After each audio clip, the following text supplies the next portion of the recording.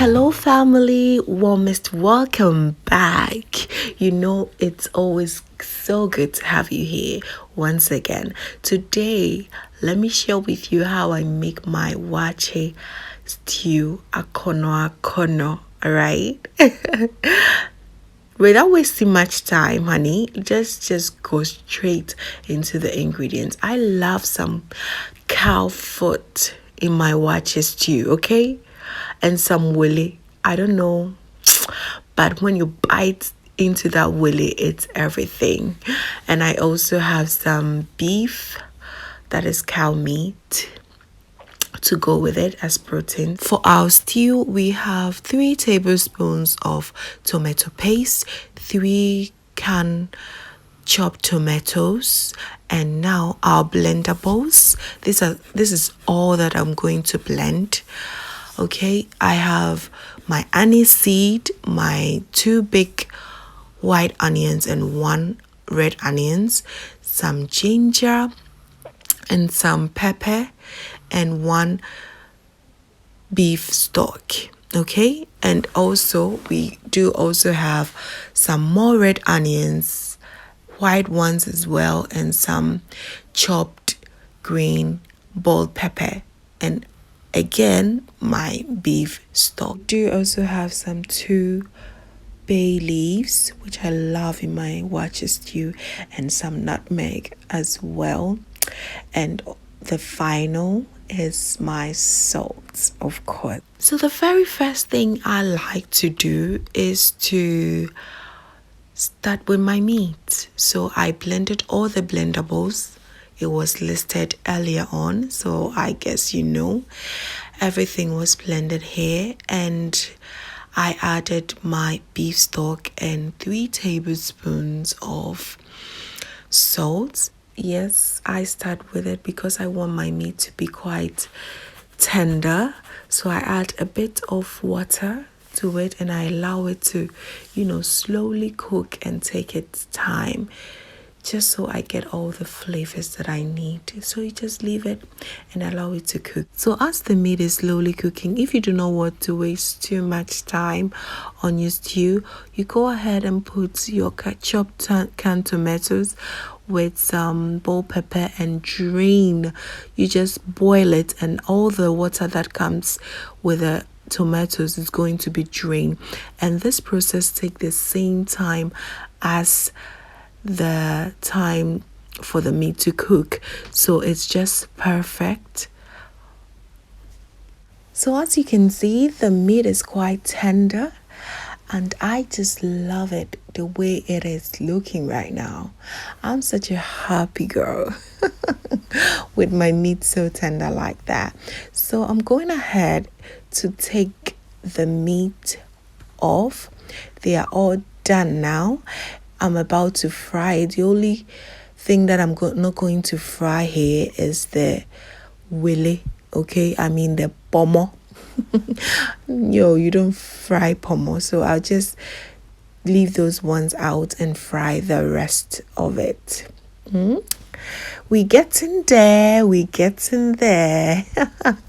The moment I'll leave my meat for it to cool down, but just take a moment and look at how your chopped tomatoes has been drained. All the water has been drained out of it, and this will help you to get your stew done faster. So yes, it has cooled down, so I'm about to fry all my meat. So yes, when it's golden brown, I take them off, and with the same oil I put in my onions and fry it till it's golden brown. Yes, the stew is coming along nicely. Yes, and here I love to also add my red onions. Sis, if you add your red onions together with your white ones in your waakye stew, you'll be a believer of that. It is, you get some feeling. There is these red onions, something about it. Try it and you believe what I'm saying.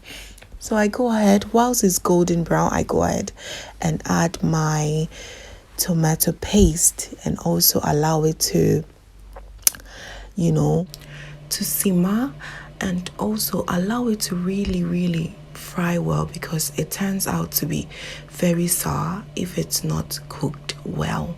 So I go ahead and add my blendables I showed you earlier on, the Aniseed, there are garlic, ginger, onions, all blended together, and pepper as well. Everything went in, and this is also going to cook for about 10 minutes. You want everything to be really cooked well. All right, so you cover it and come back and check. Yes, and as you can see, it's really simmer. So it's a good time for me to add my, look at that, it's just coming along very nicely and thick the way I like it. So it's good time for me to add my nutmeg, 1 teaspoon of nutmeg, and also my beef stock. And the only difference about Waakye stew, Waakye stew tends to be a little bit darker, on the darker side. That means it should be really cooked intensively than the normal stew. That is what determines a good Waakye stew, in my opinion. So here my chopped tomatoes. So as you already know, it has been steamed, and all the water from these tomatoes has been drained already. So it's just perfect. It doesn't need to do a lot right now. It just has to go in and let it simmer with the rest of the ingredients that was in earlier. So it's also the best time for me to add my karo, aka pomo, or wele. What kind of Waakye stew don't you add wele? Just tell me. It's very much needed.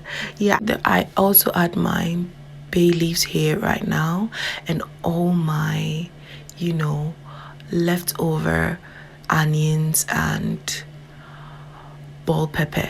It goes in, and let me tell you, you cover it, you allow it to simmer, and allow the flavors, to work. And let me tell you, yes, this stew is flavor packed, and let me tell you, it smells amazing in here. Like, all the flavors are coming at me right now. So it's a good time for me to also allow my fried meat to, go and have its fair share of this awesomeness, right? Allow it to simmer, because this is where you really want to allow it to simmer, so that the meat, everything has its fair share of the flavorsome, stew. Okay? Yes, so take the way I like it. And also it's a good time for me to also taste for salt, because there has been a lot of, stuck in there, and everything was seasoning with salt also. So yes, I tasted and I thought I needed extra 2 teaspoons of salt, and that was it. That is it. It doesn't need too much, seasoning and everything, just natural. And let me tell you, it smells amazing. It smells amazing in here. This Waakye stew is so lit in here, but does it meet all the Waakye stew requirement? Let's see. No. No, without the fish and my eggs. So I had some fish stored in my fridge, so I went ahead to, add it to the stew to make it absolutely complete. Mame fish kakra, mame karo kakra, mame kosuanso kakra. That's all that you need in your Waakye stew. It's amazing. And yes, there you have it, family. Thank you so much for watching. I hope this video helped you, and thank you so much for always supporting. And please, if you're new here, come on board and join the happy family by subscribing. Thank you so much once again, and see you in the next video. Bye.